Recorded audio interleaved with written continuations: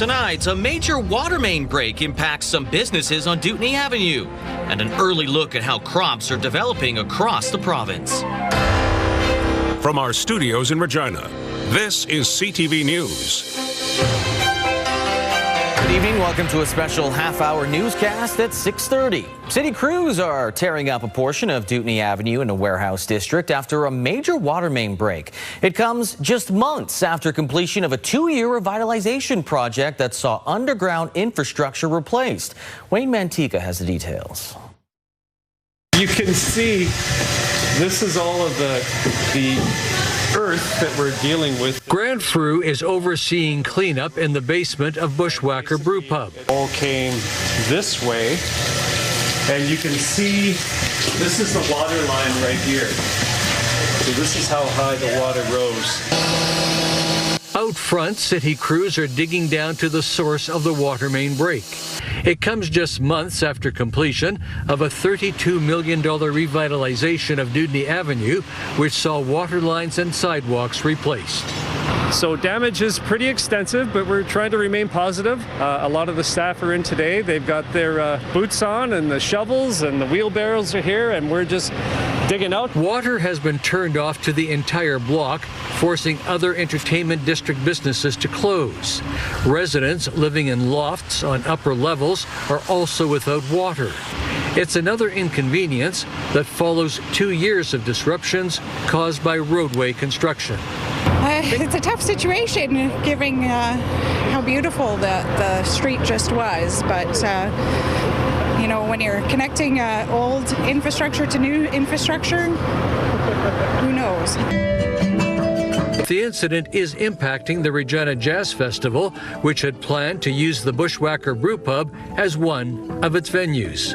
We've moved everything and are not canceling that show, so our regular venue, the Bistro, 3850 Hillsdale, the Monsignor de Laval School, will be the stage. Financial losses could be substantial, and insurance companies will have to determine who is responsible for paying. Bushwhacker Brew Pub says it's focused on cleanup and getting back to serving customers as quickly as possible. Wayne Mantica, CTV News, Regina. 14 short-line rail companies across the province are getting a share of $1 million in provincial funding for upgrades. The province says short lines play a critical role in the export economy by moving grain, potash, and energy products around without causing wear and tear on Saskatchewan highways. They're often looked at for the first and last mile of shipping goods all over the country through partnerships with larger national rail lines. Short-line rail operators run more than 2,100 kilometers of track throughout the province. Well, plenty of rain prevented seeding from being completed across the province this week, with 97% of the crop currently in the ground. Durum, spring wheat, barley, canola, and lentils are all between 96 to 99% seeded. Topsoil moisture is not an issue in most areas. 74% of cropland, hayland, and pasture topsoil moisture is considered adequate. Early on, a majority of crops are looking to be in fair or good condition. As far as crop damage, well, flooding, gophers, and wind were the main culprits.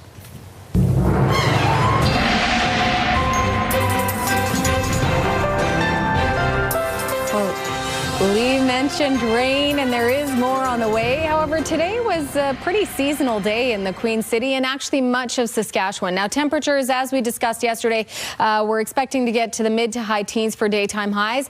Regina saw a warm up of about 19 degrees, currently sitting at 17 with the winds at 15, and the winds even weren't so bad. Saw them sitting anywhere between 10 to 20 kilometers an hour throughout the day. We did see some of that scattered precipitation. You can see it on the radar satellite. A little bit more activity just further south of the Regina area in terms of possibility of seeing a little bit heavier rainfall coming through. Just pockets of it, though. We don't have a large system that's coming through.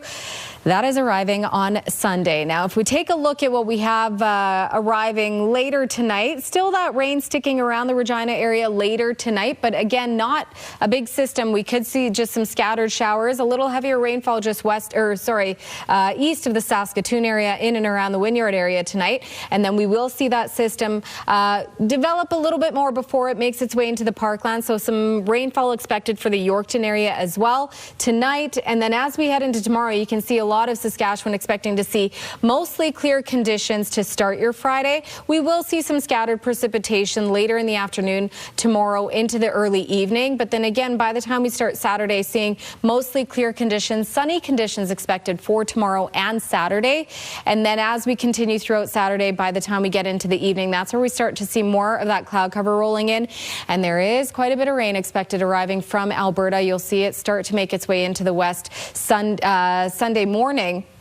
And it's expected to stick around for most of Sunday, continuing into Monday and possibly Tuesday. So between now and to Friday morning, you can see Yorkton getting that heavier rainfall that we saw that system kind of picking up steam, making its way through the Yorkton area tonight. So tomorrow morning, close to 20 millimeters of rain, trace amounts for elsewhere, but continuing out throughout Friday into Saturday, still not expecting to see too much rain in the south. Prince Albert, Meadow Lake, about 5 to 6 millimeters of rain there. And my map is probably going to start to show us what we can expect by Sunday. You can see already Kindersley, Swift Current, 25 to 30 millimeters of rain, Lloydminster over 30, and that's just the beginning of what we can expect to see for the rest of the province as well, continuing throughout Sunday into Monday. Temperatures tomorrow starting to get back up into that seasonal range. We'll see 20 degrees for North Battleford, Saskatoon, 18 for Yorkton, the southwest in the low 20s. Similar story for the southeast as well. For Regina, 8 tonight, warming to 19 with the winds up to 35 kilometers an hour. Saturday as well, warming up to 22, mainly sunny, but Sunday, Monday, Tuesday is where we see the heaviest rainfall. Sunday, expecting to see up to 35 millimeters of rain, another 15 by Monday, another 5 by Tuesday. So a lot of rain expected, cooler temperatures, but by the time we get to Wednesday and Thursday, temperatures warming back up into that seasonal range. A little bit more sunshine. We just got a lot of rain heading our way in the next couple of days. A lot of rain for sure. Well, some people need it. That's right. Some people don't. That's also right. Well, former Regina Member of Parliament Ralph Goodale received an honorary degree today at the University of Regina's Convocation. Goodale represented Regina-Wascana as a Liberal MP for more than 25 years and most recently served as Canada's High Commissioner to the United Kingdom. He received an honorary doctorate of law degree from the U of R, recognizing more than 50 years of public service. His message to graduating students: set big goals and treat everyone with respect. Make your plans be nothing small. So be ambitious about what you want to accomplish. And secondly, along the way in pursuing your career, treat everyone you meet with great personal kindness. Goodale is the third person to receive an honorary degree this convocation, following Saul and Elsie Sanderson on Wednesday. The final honorary degree will recognize Bob Steedward on the last day of convocation tomorrow. Stars Air Ambulance has unveiled the dream home for its 15th annual Stars Lottery. This fully furnished show home in White City is valued at nearly $1.5 million. This home and a similar home in Saskatoon are the grand prizes in the lottery. In total, there are more than 1,600 prizes, including a Ford F-150 4x4 truck and a pontoon boat. Tickets are on sale until August 21st, while the draws happen on September the 3rd. Stars relies heavily on this annual lottery to keep their life-saving helicopters and crews in the air, providing 24/7 critical care. The funds raised for this lottery directly impact the critical care that we provide on a daily basis. It puts fuel in the helicopter, it trains our crews, it provides the medical equipment that we need each and every day. So the results of supporting this lottery, the tangible results are daily. Since beginning operations in Saskatchewan in 2012, Stars has flown more than 10,000 life-saving missions all across the province. They operate from 2 bases at the Regina and Saskatoon airports. Well, 99 years, that's how long Girl Guides have been selling cookies, one of its main fundraisers to keep the program alive. Sierra D'Souza Butts tells us more on how their traditional ways of selling cookies have evolved over the years. The tradition of Girl Guides selling cookies door to door first started in Regina's North Central community nearly 100 years ago when a group of youth wanted to raise money to go to camp at Last Mountain Lake. Had to fundraise somehow, so they decided to bake and sell cookies. The recipe for those cookies was crafted right here in Regina, originally selling for 10 cents a bag. They baked sugar cookies, packaged them 12 to a paper bag, and went door to door into their friends and family and sold them, and they were able to go to camp. Being a part of the group for 10 years now, Elena says door knocking has allowed her to become less shy. The Girl Guide program has helped me come out of my shell more. I started talking to more people, and I kind of have to when I go door to door, because you can't just stand at the door and say nothing. The 15-year-old first joined Girl Guides because of her mother, who has been a member since 1990. However, the history of the organization dates back to 1910. The money raised from cookie sales helps cover program costs for young girls to attend camps, travel across the country, and more. Last summer, we took 19 teenagers to British Columbia for 12 days, and for some of those kids, that was the first time they'd left Saskatchewan, and so cookies were a big part of our fundraising for that. Although how the cookies are made and sold has changed over the decades, volunteers are what keeps the Girl Guides thriving. Volunteers are so important for Girl Guides because they just help with everything. My mom, for example, does literally everything.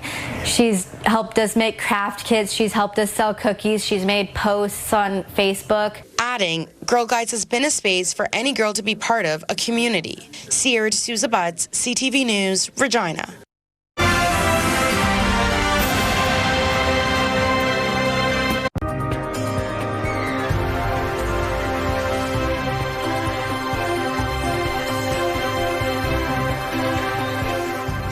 All right, welcome back. We're going to take a look at your rural forecast for tomorrow, and same story. We're going to see those temperatures gradually warming up, getting into the seasonal range. We're still seeing some areas in the mid to high teens. Cloudy still to start your day at least, and then we'll start to see more of that sunshine arrive later in the day and more sunshine for the weekend. But for tomorrow, areas like Wynyard could see some scattered precipitation. 17 there, 17 and cloudy for Melfort, 16 and cloudy for Hudson Bay.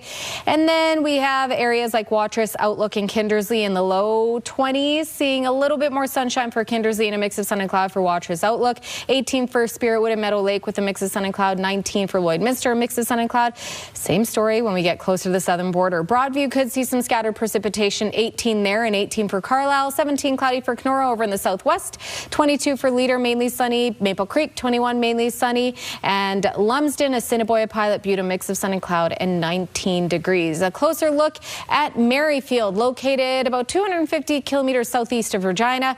Tomorrow warming up to about 17 degrees with a mix of sun and cloud for most of the day, expecting light risk of some showers late in the day. However, the winds could affect your day if you're spending time outdoors, gusting up to 50 kilometers an hour.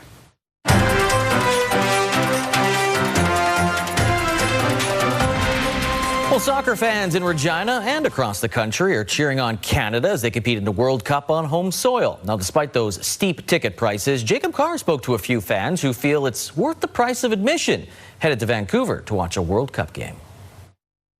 For Regina's Moises Canales-Levine, getting to see his home country play the beautiful game in Vancouver next week is a lifelong dream. This is going to be my first World Cup match I've ever attended. I'm pretty excited for it because I never thought I'd get to see my country host a World Cup, but it's a dream come true, honestly, because this is something I've been waiting for since I was a kid. Due to high ticket demand, not every Canadian soccer fan was lucky enough to snag tickets to the team's last group stage match. I had 2 Canada-Switzerland tickets in the cart, made a phone call to see if someone else was in, my brother, and by the time he said yes, I hit checkout and the tickets were unavailable. Haid will still be taking in some of the action as he has tickets to see New Zealand play Belgium in Vancouver. Tens of thousands of fans, different cultures, everybody coming together and walking, down Granville Street, walking down these places that I don't think have seen this much excitement and passion since probably the 2010 Vancouver Olympics. Canada took on Qatar on Thursday, looking to score 3 points in Group B with a win.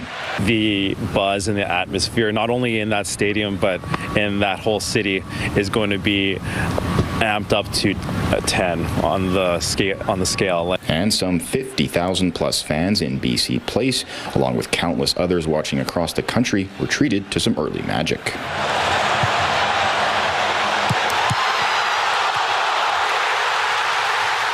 Jacob Carr, CTV News, Regina. And that's just the taste. Today's game was worth the watch for Canadian soccer fans. Alistair Johnston towards the byline. He's done well here. Johnston's ball back to the edge of the box. Oh, it's saved by Abinada and knocked in by Carr. Yeah, Laren scored his second goal of the World Cup to give Canada the lead. Then it was Jonathan David's turn. The Juventus forward volleys a block shot into the net. That would extend the lead to 2. We'll pick it up 3-0 in the second half. And after losing Ishmael Kone to a gruesome broken leg, not going to show you that, his replacement, Nathan Celiba, scored on a free kick and celebrates by showing off Kone's jersey. They go on to the 6-0 victory. Canada's first ever win at a World Cup.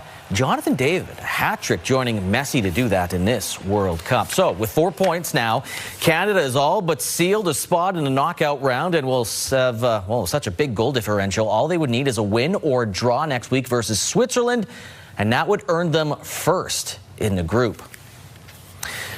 Riders safety Nelson Lacombe will be out Saturday against the Stampeders, likely meaning Jackson Ford will have the start on the offense. It's rare for a position like offensive line to have the same 5 guys week to week, let alone start season to season. And the opposing defense making a couple plays. Allow your big guys up front to start road grading. But for the Riders, they've been able to keep their core together in the trenches. Only one starter from last year's Grey Cup game, Trevon Tate, is no longer with the team. And even despite a slight injury scare when Jamarcus Hardrick temporarily left the game Saturday, the line hasn't missed a beat. We wanted to get everyone on board and just ready to go as quickly as possible, right? So, and we trust everyone in the room, whether that be the practice squad guys, the 6-man, anything like that. We trust everyone that if someone does go down, someone's ready to step right up into that position. Maybe a little bit more rare these days just with free agency and, obviously the importance of that position. But for us, anywhere, in on the team where you can have a little continuity will help you advance a little bit faster than previous years. Calgary pass rushers Jalen Hutchins and Florian Ormolade were both injured in week 1, but they had a bye last week, so they most likely be back in the lineup. Regardless, Mace called this week's opponent disruptive in the backfield. Should be an interesting game. Now, the franchise is highlighting the widespread impact of the Saskatchewan Roughriders Foundation. Players traveled more than 26,000 kilometers to 181 schools, reaching more than 45,000 Saskatchewan students. $3.3 million was invested into provincial football programs as a result, as the foundation highlights literacy, activity, and youth mental health. I say to the players every morning, every time I see them in the morning before they go to school or when we do our training with them, and said, you don't know today if you're going to impact a life and help a child make a different decision. And you heard that today, that, keep going. I said, we'll never be able to count it. It's not one of those bean counter things, but know that you will. You will absolutely make an impact on a kid's life here in this province. The league has awarded the last 4 Jake Godor Veterans Award to a Saskatchewan Roughrider for all the work they've done. The award is given out to the player which best makes an impact on their community. Most recently was Logan Furland, who was the recipient, which he credited the work of the Roughrider Foundation for. 3 former Regina Rebel players were selected last night in the PWHL draft. All were taken in the 5th round. Forward Alexis Petford was 53rd overall by the expansion team from Las Vegas. Forward Nina Brick, 59th overall by the Ottawa Charge. And defender Erica Reeder, 60th overall by the current champions, the Montreal Victoire. Reeder and Brick currently playing pro hockey in Sweden. Petford was playing university hockey in the States with Colgate. Let's take a look at those farm market boards for you. The street price of canola up $1.10 to $682.35 per ton, while the futures price is down $1.40 to $727.50 per ton. Amber durum wheat, $285.20 per ton. Red spring wheat down $1.82 to $290.46 per ton. Feed barley is $257.21 per ton. Flax, $630.54 per ton. Those prices courtesy of Bunge and Ice Futures Canada. The market's going in a different direction as TSX dropped 155 points. The Dow Jones up 72 points. The Canadian dollar, it went down 0.05 of a cent, down again to 70.77 cents US. On the commodity front, gold up 55 cents. West Texas Intermediate crude down 19 cents. And Western Canadian Select crude was down 29 cents. We've seen oil coming down, but we've yet to see a change in the price. It remains commonly in Regina, gas at the pump, $1.65.9 per liter. Here's Here's what's happening in our community. The big book sale is happening on June 17th to the 20th, starting at 11 a.m. at the Highland Curling Club, located at 348 Broad Street. For all the details, call 306-533-1235. Caitlin's Crusaders Bronc match will be happening on June 19th at 7 p.m. at the Pilot Butte Rodeo Grounds. For all the details, contact ccbroncmatch@gmail.com.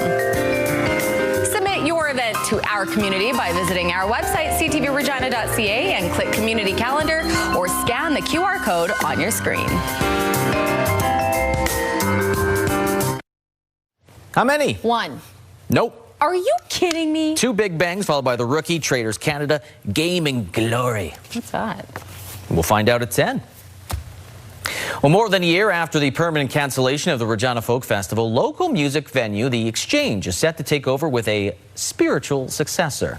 Yeah, the Exchange Folk Festival will take place on August 8th in Victoria Park, just under 3 years since the last Regina Folk Festival in 2023. Organizers say the new event will be a community-driven festival that fills a cultural gap in the city, honoring the spirit of what came before while also serving as a reset. The one-day festival will be free to attend, and a lineup announcement is set for this Saturday. It's a wonder we're here today, really. It's really... Well, millions of New Yorkers are partying like it's 1973 today with the Knicks and their fans. They were lining a stretch of Broadway earlier today to celebrate the team's NBA championship.